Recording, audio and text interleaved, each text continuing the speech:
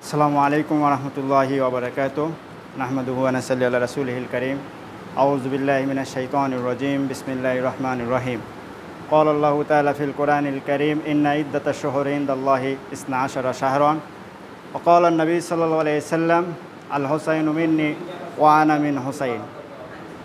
সমস্ত প্রশংসা সেই মহান রব্বুল আলামিনের দরবারে, যিনি দীর্ঘ এক সপ্তাহ পর আমাদেরকে পবিত্র মসজিদে জুমার নামাজের জন্য একত্রিত করেছেন। সবাই বলে আলহামদুলিল্লাহ।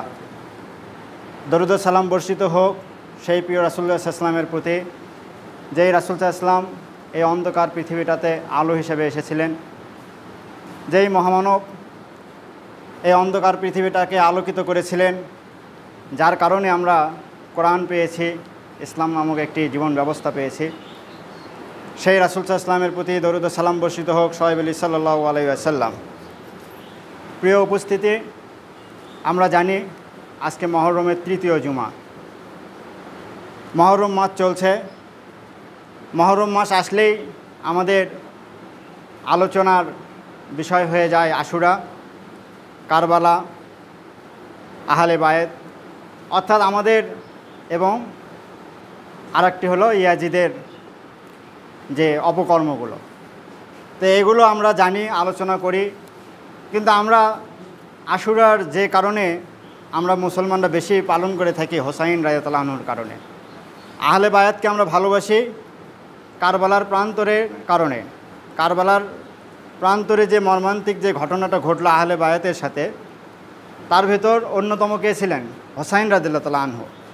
অর্থাৎ হোসাইন রাদিয়াল্লাহু আনহুর যে মর্যাদা কোরআন এবং হাদিসে, অর্থাৎ হাদিসে রাসূল সাল্লাল্লাহু আলাইহি ওয়াসাল্লাম তার ব্যাপারে কি কি বলেছেন এবং বিভিন্ন ইসলামের ইতিহাস আমরা যদি দেখি, তাহলে আমরা হোসাইন রাদিয়াল্লাহু আনহুর মর্যাদা এবং শ্রেষ্ঠত্ব দেখতে পাব। আমরা আমাদের সমাজে দেখা যায় অনেক আমাদের এক শ্রেণীর আলেম ওলামা আছে, নামধারী আলেম ওলামা, তারা এই আশুরার বিষয়টাকে হালকা করতে চায়, কারবালার টপিকটাকে তারা হালকা হিসেবে আলোচনা করতে চায়। অর্থাৎ তারা এমন একটা ভাব ধরে যে হোসাইন রাদিয়াল্লাহু আনহু একজন সাধারণ মানুষ, একজন আমাদের মতোই সাধারণ মুসলমান। তার মানে হোসাইন রাদিয়াল্লাহু আনহুর যে আলাদা একটা মর্যাদা রয়েছে, এটা তারা লুকিয়ে ফেলার চেষ্টা করে। এই জন্য আমি জুমাতে আমার আলোচনার টপিক রেখেছি হোসাইন রাদিয়াল্লাহু আনহুর মর্যাদা এবং শ্রেষ্ঠত্ব।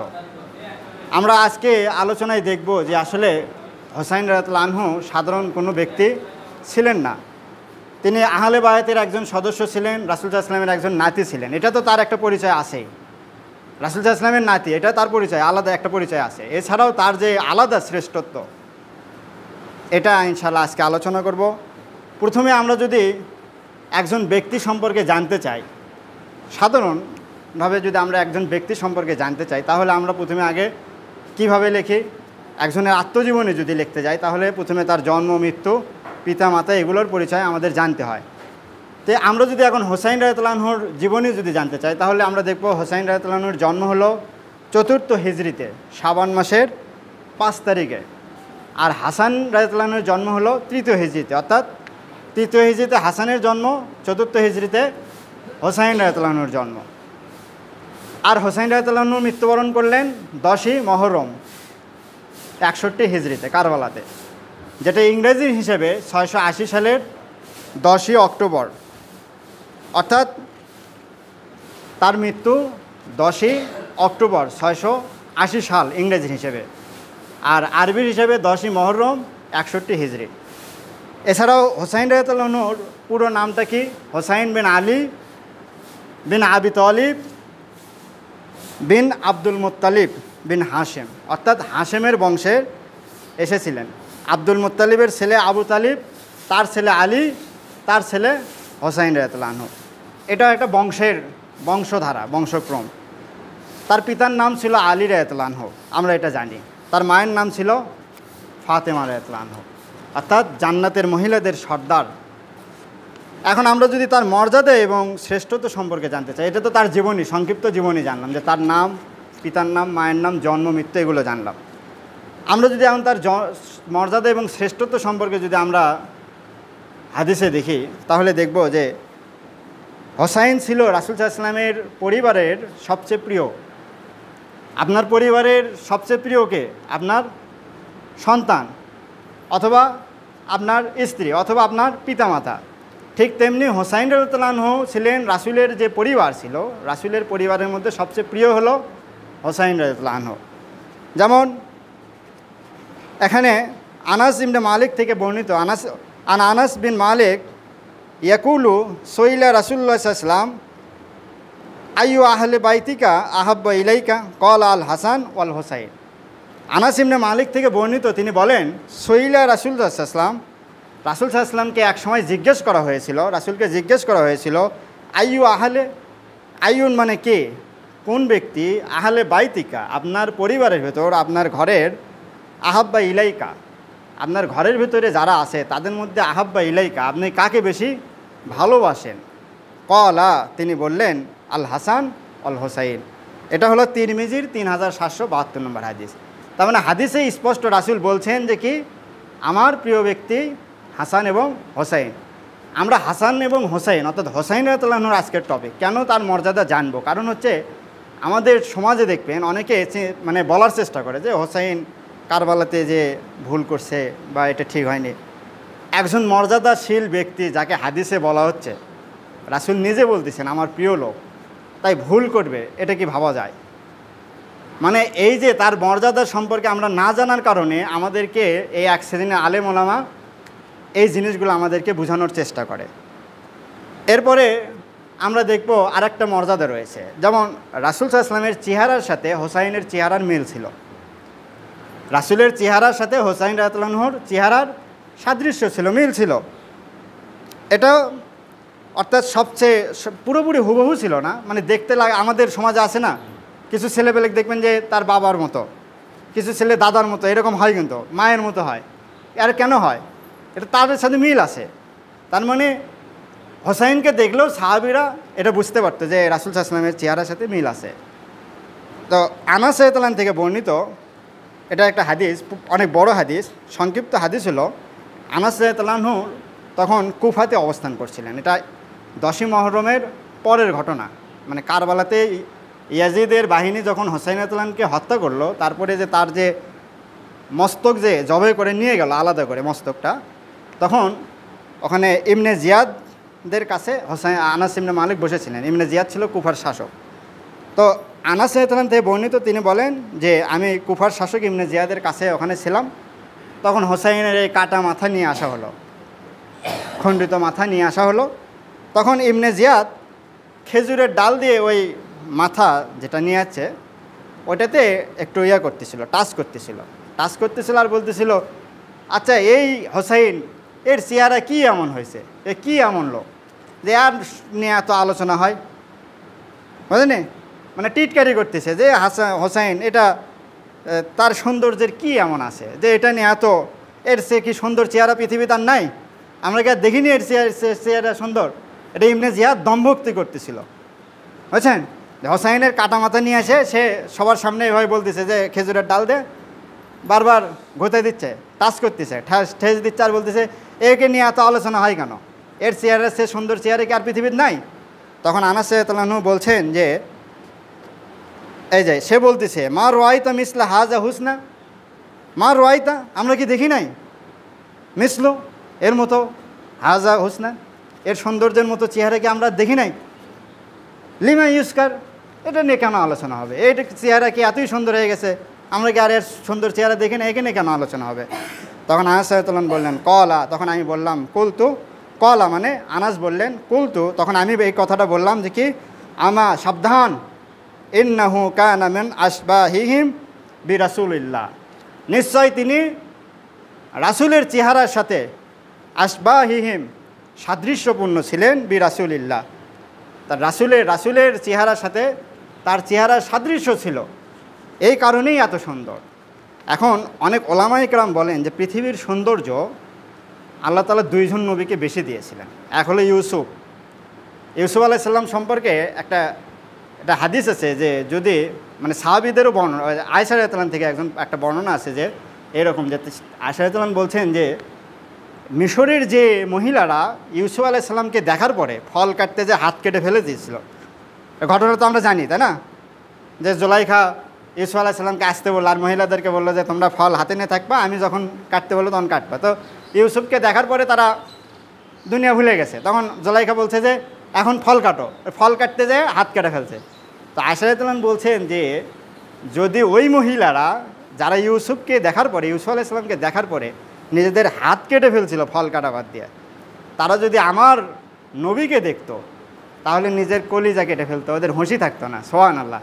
তো এইরকম নবী ছিলেন আমাদের, সুন্দর চেহারা, পৃথিবীর সব সৌন্দর্য আল্লাহ তাকে দিয়েছেন, সব সৌন্দর্যই তার ভিতরে ছিল। তো এই রকম সৌন্দর্যর একজন নবী আমাদের, তার চেহারার সাথে সাদৃশ্যকার হোসাইন রাদিয়াল্লাহু আনহু। তাহলে হোসাইন রাদিয়াল্লাহু আনহুর চেহারা নিয়ে আলোচনা হবে না কেন? ইবনে জিয়াদ দম্ভুক্তি করছে, এর চেয়ে চেহারা কি দেখি নাই সুন্দর? চেহারা দেখবে কই থেকে? তার চেহারাই তো রাসূলের চেহারার সাথে মিল। রাসূলের চেহারার পৃথিবীর আর কোনো চেহারার সাথে ওটা চলবে না, ওটা আল্লাহ নিজের হাতে তার বন্ধুকে বানাইছে, সব সৌন্দর্য দিয়ে তাকে তৈরি করা হয়েছে।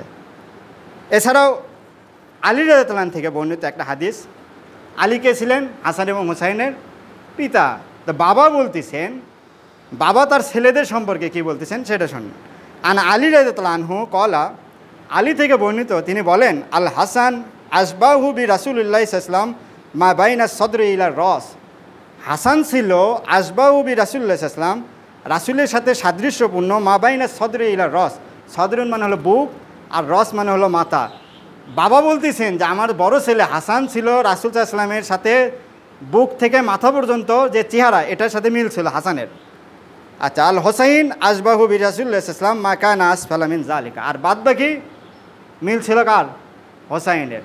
অর্থাৎ হোসাইন হাঁটে গেলে মনে হতো রাসূল সাল্লাল্লাহু আলাইহি ওয়াসাল্লাম হেঁটে যাচ্ছেন, তার হাঁটার স্টাইলটা রাসূল সাল্লাল্লাহু আলাইহি ওয়াসাল্লামের মতো ছিল।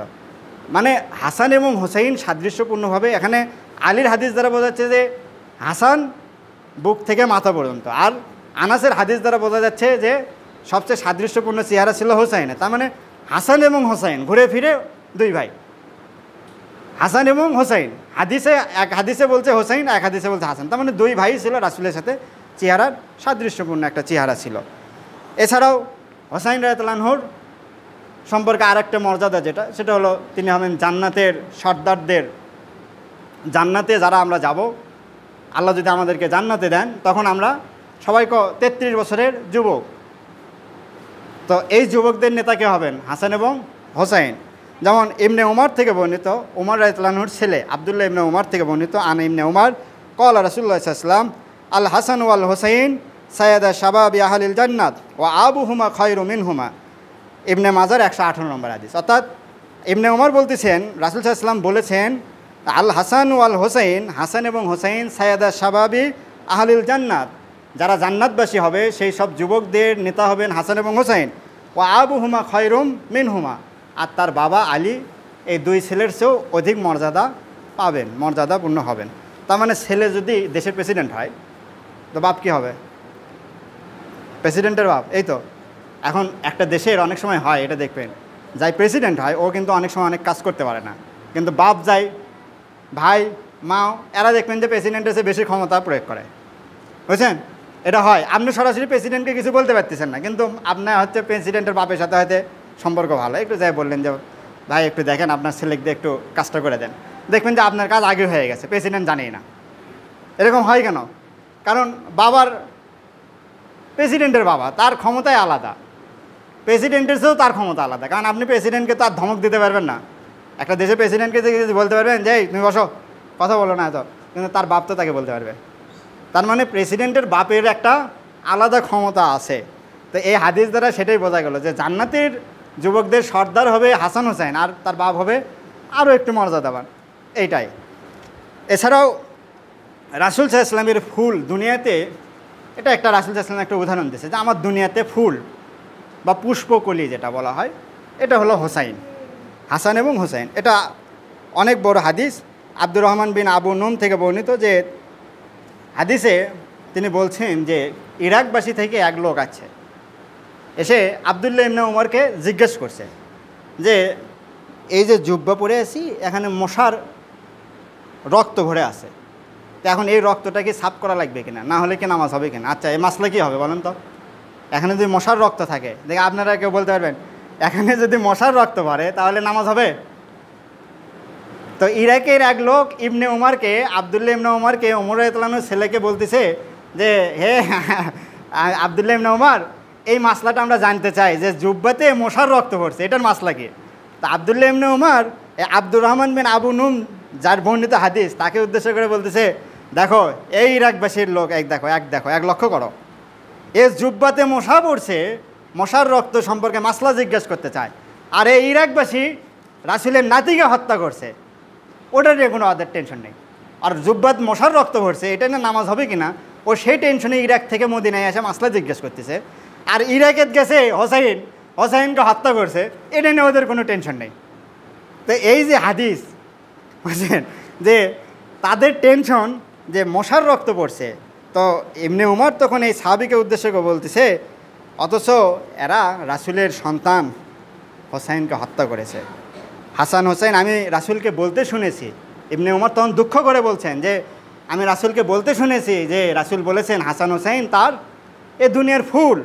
যেমন সামিউতু রাসূল সাল্লাল্লাহু আলাইহি ওয়াসাল্লাম, সে বলছে, আব্দুল্লাহ ইবনে উমর বলছে যে সামিউতু, আমি শুনেছি রাসূল সাল্লাল্লাহু আলাইহি ওয়াসাল্লাম ইয়াকুল, রাসূল সাল্লাল্লাহু আলাইহি ওয়াসাল্লাম বলেছিলেন, ইন্নাল হাসান ওয়াল হোসাইন হুমা রায়হানাতায়ানা মিনাদ দুনিয়া। অর্থাৎ রাসূল সাল্লাল্লাহু আলাইহি ওয়াসাল্লাম বলেছেন হাসান এবং হোসাইন হলো আমার দুনিয়াতে দুটো ফুল।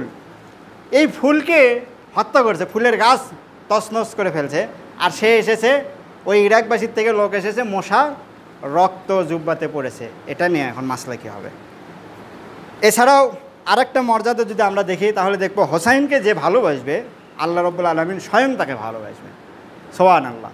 তার মানে হোসাইনের প্রতি ভালোবাসা রাখতে হবে, কোনোরূপ হিংসা বিদ্বেষ রাখা যাবে না। কারণ আল্লাহ যাকে ভালোবাসেন তাকে যদি আপনি হিংসা করেন তাহলে আর আপনার কোনো গতি থাকবে না।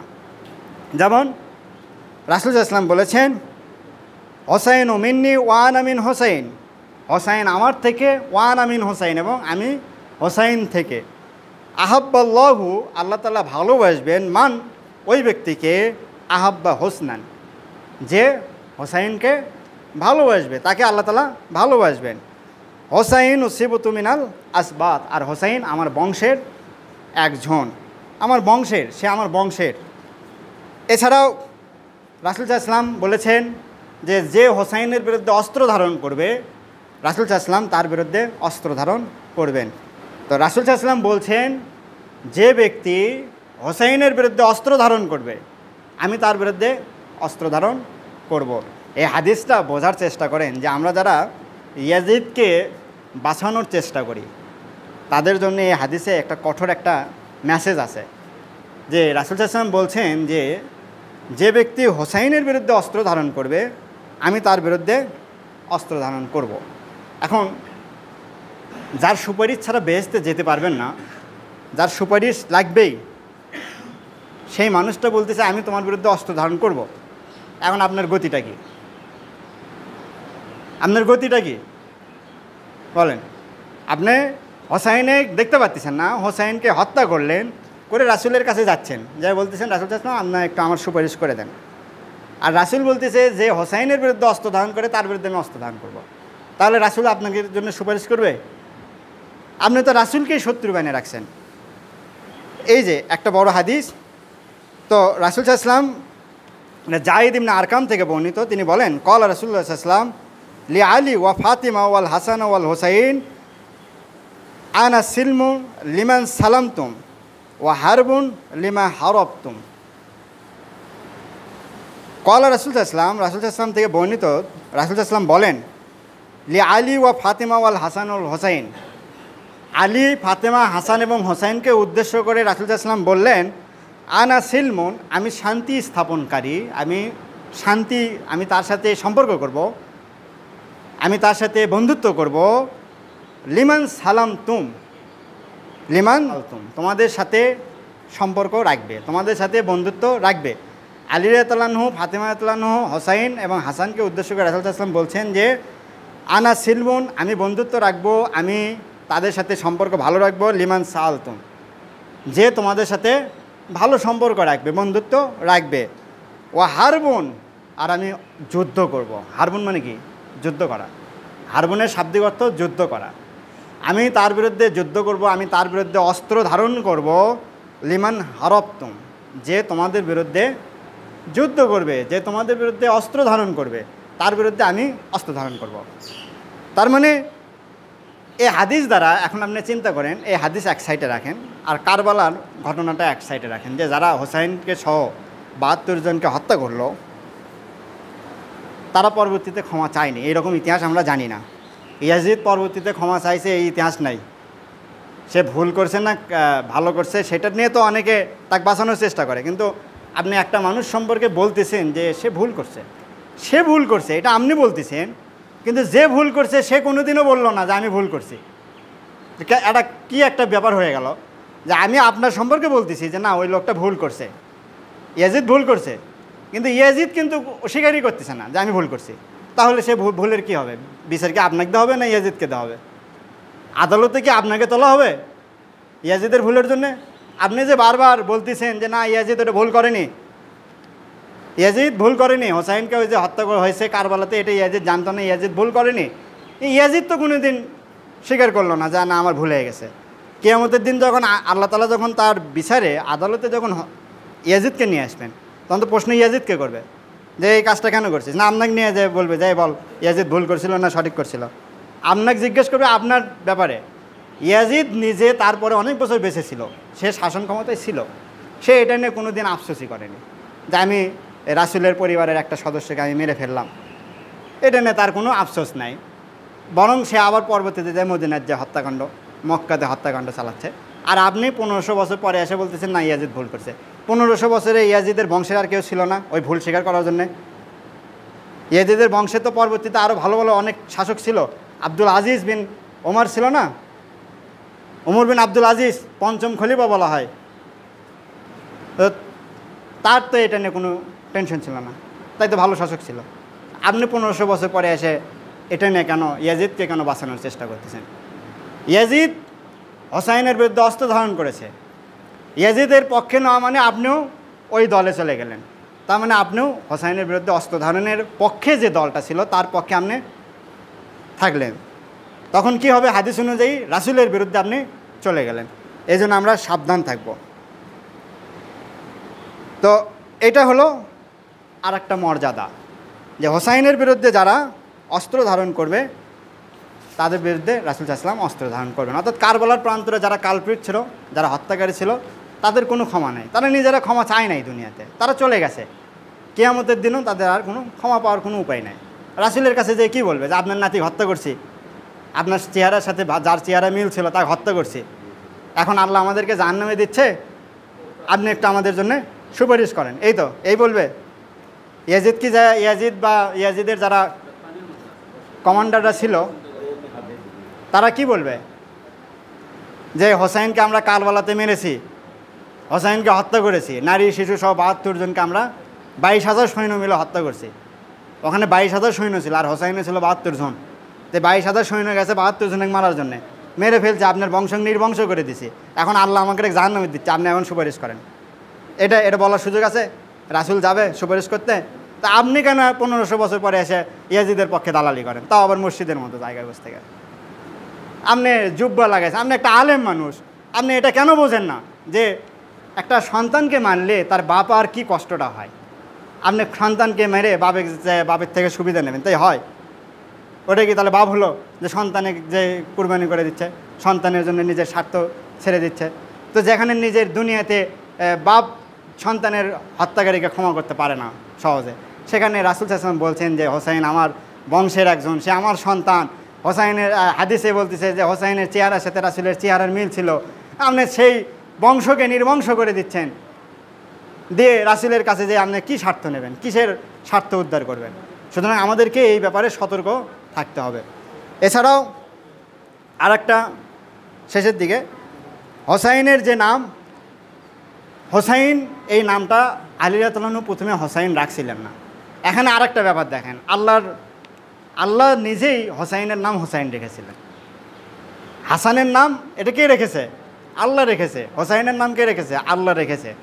কারণ যখন হাসান হুসাইনের যখন জন্ম হলো তখন আলী রাদিয়াল্লাহু আনহু তার যে চাচা ছিল হামজা, বীর যোদ্ধা, এক ছেলের নাম রাখছিল হামজা, আর এক ছেলের নাম রাখছিল জাফর, সম্ভবত জাফর অথবা জাফরই হবে, যাই হোক।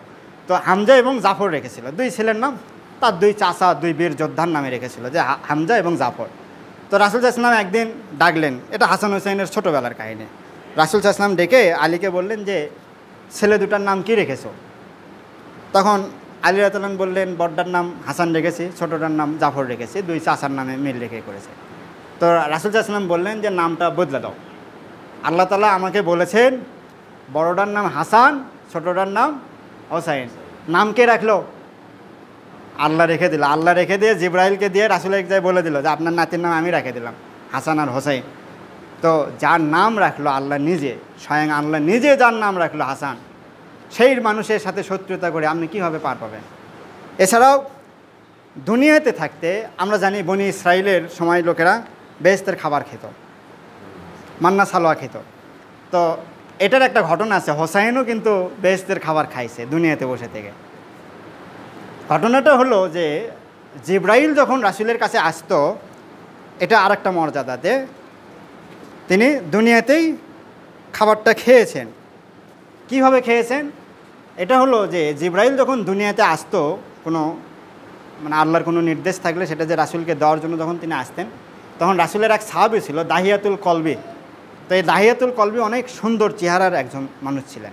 তো জিবরাইল করতো কি, ওই দাহিয়াতুল কলবির রূপটা ধারণ করতো, করে রাসূলের কাছে আসতো। রাসূল জানতো যে এটা দাহিয়াতুল কলবি না, এটা জিবরাইলই আছে। রাসূল তো জানে যে কোনটা আসল দাহিয়াতুল কলবি আর কোনটা জিবরাইল দাহিয়াতুল কলবির রূপ নিয়ে আছে, কিন্তু হোসাইন এটা জানে না। হোসাইন ছিল এই যে ছোট ছোট বাচ্চার মতো, ঠিক আছে? তো রাসূলের কাছে মসজিদে জিবরাইল আছে দাহিয়াতুল কলবির রূপ নেই। এখন দাহিয়াতুল কলবি করতো কি, মানে আসল দাহিয়াতুল কলবি যায়। সে আবার যখন রাসূল সাল্লাল্লাহু আলাইহি ওয়াসাল্লামের, উনি যখন রাসূল সাল্লাল্লাহু আলাইহি ওয়াসাল্লামের সাথে দেখা করতে আসছেন, তখন উনি তো জানতেন যে হাসান হোসাইন দুটা ছোটো বাচ্চা আছে। তো কিছু ফলমূল কিছু নিয়ে আসতেন, খাবার টাবার কিছু নিয়ে আসতেন। আমরা নিয়ে যাই না ছোটো বাচ্চাদেরকে চকলেট টকলেট দিয়ে, তো এই টাইপের দাহিয়াতুল কলবি কিছু খাবার টাবার নিয়ে আসতেন, নিয়ে এসে হাসান হোসেনকে দিতেন। তো এটা তো হাসান হোসেন জানে যে এই মানুষটা আমাকে খাবার দেয়, কিছু ফলমূল দেয়। তো যখন হাসান হোসাইন এটা দেখলো যে দাহিয়াতুল কলবির রূপ ধরে একজন আছে, সে তো আর জানে না ওটা জিবরাইল না দাহিয়াতুল কলবি, ও মনে করছে যে এটা দাহিয়াতুল কলবি আছে। তো তখন জিবরাইলের সাথে রাসূলের কথা হচ্ছিল, আর হোসাইন মনে করছে এটা দাহিয়াতুল কলবি, এই জন্যে হোসাইন বারবার জিবরাইলের দিকে আগে আসতেছিল। তো রাসূল সাল্লাল্লাহু আলাইহি ওয়াসাল্লাম হাত দিয়ে সরে দিচ্ছিল। রাসূল তো জানে যে এটা জিবরাইলের সাথে হোসাইনের তার এখন কোনো কাজ নেই, তো তিনি সরে দিচ্ছিলেন। তো জিবরাইল তখন রাসূলকে বললো যে একটা ছোট বাচ্চা হোসাইন আসতেছে আমার কাছে আসতে দেন, সমস্যা নেই, আমি নিই। তো রাসূল সাল্লাল্লাহু আলাইহি ওয়াসাল্লাম বললেন যে আসলে তোমার সাথে তো সে অন্য কোনো কারণে যাচ্ছে না, সে যাচ্ছে তোমাকে দাহিয়াতুল কলবি মনে করছে। দাহিয়াতুল কলবি তাকে বিভিন্ন ফলমূল খাবার দিত, এই কারণে সে মনে করছে দাহিয়াতুল কলবি আছে, তোমার কাছে আসলে তুমি হয়তো কিছু দেওয়া। তো এটা শুনে জিবরাইল বললো যে আচ্ছা ঠিক আছে, একটু ওয়েট করেন। জিবরাইলের মুহূর্তের মধ্যে চলে গেল, 7 আসমান পাড়ি দিয়ে বেহেশতের ভেতর চলে গেল, যে সে একটা ঝুড়িতে করে ফল নিল, ফলমূল নিয়ে আবার মুহূর্তের মধ্যে চলে আসলো রাসূলের কাছে, এসে রাসূলকে দিল যে এটা নেন, হোসাইনকে খেতে দেন। ওই ফলটা কোথাকার? বেহেশতের থেকে নিয়ে যাচ্ছে, তাই না? জান্নাতের ফল না? তারপরে সেটা কে খেলো? হোসাইন খেলো। তো হোসাইন ছোটোর থেকেই বাচ্চা ছেলে বেহেশতের খাবার খাইছে, এটাও একটা হোসাইনের আলাদা মর্যাদা। আমরা এই যে হোসাইন রাদিয়াল্লাহু আনহু সম্পর্কে এগুলো জানবো, কারণ অনেকে ইনিয়ে বিনিয়ে বলার চেষ্টা করে যে হোসাইন একজন সাধারণ সাহাবী, অন্যান্য সাহাবী যেরকম ছিল ওই রকমই ছিল, এটা দুই দলের একটা যুদ্ধ আছে, ভুল হয়ে গেছে। এই যারা ভুল করছে তারাই স্বীকার করতেছে না ভুল করছে, তারা বলতেছে কিসের ভুল করছে? হ্যাঁ, যে মানুষকে হত্যা করে ফেলছে, যে মানুষকে গণহত্যা চালাচ্ছে, সে বলতেছে এগুলো এরাই তো সন্ত্রাসী, হোসাইনরাই তো সন্ত্রাসী করতেছে, হোসাইনের বংশ, হোসাইনের যারা দলের আছে এরাই তো দুনিয়ার সন্ত্রাসী করতেছে। সে যে নিজে সন্ত্রাসী সেটা না, সে আর একজনকে হত্যা করে বলতেছে ওরাই সন্ত্রাসী ছিল, আমি মারছি। এখন আপনি এসে আসল সন্ত্রাসীর পক্ষেই দালালি করতেছেন যে না না ওটা আসলে ওই সন্ত্রাসী করেনি, ভুল করছে। এটা কেন বলতেছেন? এটা আমাদের ইতিহাস না জানার কারণে। আমরা হোসাইন সম্পর্কে মর্যাদা জানবো। আমরা হোসাইন হলো রাসূলের নাতি। আপনি বেহেশতে গেলে আপনার সর্দার, আপনার লিডার, কমান্ডার ইন চিফ হবে হলো হোসাইন। আপনি কমান্ডার ইন চিফের যিনি চিফ, যিনি সব কমান্ডারদের প্রধান, আপনি তাকেই বিরোধিতা করতেছেন, তাকেই আপনি দেখতে পারেন না, তাহলে তার নেতৃত্বে আপনি বেহেশতে থাকবেন কীভাবে? এই জন্য আমরা হোসাইন রাদিয়াল্লাহু আনহু সম্পর্কে এই মর্যাদাগুলো জানার চেষ্টা করব। হোসাইনকে ভালোবাসবো, হাসানকে ভালোবাসবো, আহলে বায়াতকে আমরা ভালোবাসবো, এবং ইয়াজিদের এই দুষ্কৃতি, এই স্বৈরাচার, এই সম্পর্কে আমরা সচেতন থাকবো। কারণ ইয়াজিদের যে কর্মকাণ্ডগুলো, এগুলো সম্পর্কে যদি আমরা সচেতন থাকি, তাহলে দেখবো যুগের পর যুগ, শত শত বছর পর পর এরকম 2-4টা ইয়াজিদ পৃথিবীতে আসবে, এসে নিরীহ মানুষকে মারবে। হোসাইনের মতো যারা ভালো মানুষ, এদেরকে মারে বলবে না হোসাইন, ওই যে গত বছর সম্ভবত গত বছরই হবে, এক বক্তা বলতেছে যে হোসাইন এটা যুবক মানুষ ছিল, এক্সাইটেড। যুবকদের থাকে না যে তো কী আছে, তো যুবকদের এরকম এক্সাইটেড থাকে, কিছু উত্তেজনা থাকে। তো এই বক্তা বলতেছে যে হোসাইন এরকম উত্তেজনা ছিল, যুবক মানুষ ছিল, এক্সাইটেড হয়ে ও কারবালাতে গেছে। এখন একটা একটু গল্প বলি, যে দেখেন হোসাইন যখন কারবালাতে গেছিলো, এটা বলে শেষ করতে হবে যে আসলে হোসাইন এক্সাইটেড ছিল কিনা। হোসাইন যখন কারবালাতে গিয়েছিলেন 61 হিজরিতে, হোসাইনের বয়স ছিল 56 বছর। 56 বছর যার বয়স, তাই কি যুবক? তাই কি কোনো কিছু এক্সাইটেড হয়ে করতে পারে? হ্যাঁ, এই কথা কে বলতেছে? যে বক্তা বলতেছে তার বয়স হলো 54 বছর। বুঝছেন ইতিহাস? 54 বছরের বক্তা বলতেছে যে 56 বছরের হোসাইন যুবক ছিল, এক্সাইটেড হয়ে কারবালার যে হত্যাকাণ্ডের শিকার আছে। এই কথা কে বলতেছে? 54 বছরের। তাহলে 56 বছরের হোসাইন যদি যুবক হয়, 54 বছরের তা ওই কী হবে? বাচ্চা ছেলে হবে না? তা বাচ্চা ছেলের মাসলা শুনলে হবে নাকি আমাকে? বাচ্চা ছেলে যদি বলে যে ওটা করো না, ওরা ভুল করতেছে, এটাকে শোনার সময় আছে আমাকে? 54 বছরের বাচ্চা ছেলে বলতেছে 56 বছরের যুবক হোসাইন ভুল করছে, কথাটা এরকম হয়ে গেল না? এই জন্যে আমরা এগুলো সম্পর্কে সচেতন থাকবো। যারাই দেখবো এই নিয়ে বিনিয়ে হোসাইন ভুল করছে, হোসাইনের না গেলেও উচিত ছিল, হোসাইনকে নিষেধ করছে, এটা আসলে ঠিক হয় না, হোসাইনের যাওয়া বোঝা উচিত ছিল হোসাইনের, এই যে এই নিয়ে বিনিয়ে হোসাইন না গেলেও পারতো, কেন শিশুদেরকে নিয়ে যেতে হবে, কেন নিষেধ করছে, না গেলেও তো হতো। এগুলো কথা যারা বলবে বুঝবেন যে ওর ভেতরে মুনাফিকে আছে, ওই ইয়াজিদকে বাঁচানোর চেষ্টা করতেছে। কারণ হোসাইনকে যদি আপনি ভুল প্রমাণ করতে পারেন, হোসাইনের বিরুদ্ধে যদি কোনো কথা বলতে পারেন, তাহলে তো ইয়াজিদ ছাত্রা মুসলমান হয়ে যাবে। এই কারণে আমরা এগুলো খেয়াল রাখবো। বয়সের দিক দিয়ে দেখবো যে হোসাইনের জন্ম হলো 4th হিজরিতে, আর ইয়াজিদের জন্ম হলো 27 হিজরিতে। তাহলে যুবকটা কে হলো? 4th হিজরিতে জন্ম, আর ইয়াজিদের জন্ম হলো 27 হিজরিতে। তাহলে হোসাইনের 4 আর ইয়াজিদের হলো 27। 27 থেকে 4 বাদ দিলে 23 বছরের ডিফারেন্স। যুবকের হিসাব যদি করেন তাহলে তো ইয়াজিদই যুবক হয়। 56 থেকে যদি 23 বাদ দেন তো কত থাকে? 56 থেকে 23 বাদ দিলে 33 এরকম কিছু না, 33ই তো হচ্ছে, হ্যাঁ 33 বা 32 হয়। তো এরকম 32, 33, 34। তাহলে যুবকটা কে ছিল? ইয়াজিদ ছিল না? এক্সাইটেড হয়ে যদি ভুল করে থাকে, ভুল করছে ইয়াজিদে ভুল করছে, সেটা তুমি হোসাইনের নাম কেন বলো? এই জন্য আমরা হাসান এবং হোসাইনকে ভালোবাসবো, এই সব সম্পর্কে সচেতন থাকবো। আল্লাহ রাব্বুল আলামিন আমাদেরকে আহলে বায়াতকে যেন আমরা ভালোবাসতে পারি, কারণ আহলে বায়াতকে ভালোবাসাটা ইমানের একটা অংশ। তাদেরকে ভালো না বাসলে আপনি ইমানে আর কিছু থাকলো না। তো আমরা আহলে বায়াতকে ভালোবাসবো, হাসান হোসাইন সম্পর্কে মর্যাদা জানার চেষ্টা করবো। আল্লাহ রাব্বুল আলামিন আমাদেরকে কবুল করুন, আমিন। আসসালামু আলাইকুম ওয়া রাহমাতুল্লাহি ওয়া বারাকাতুহু।